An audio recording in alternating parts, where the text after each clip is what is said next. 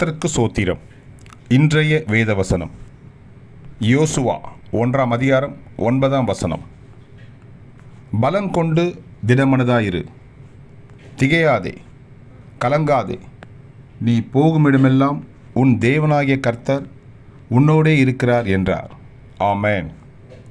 யோசுவா 1ஆம் அதிகாரம் 9ஆம் வசனம்.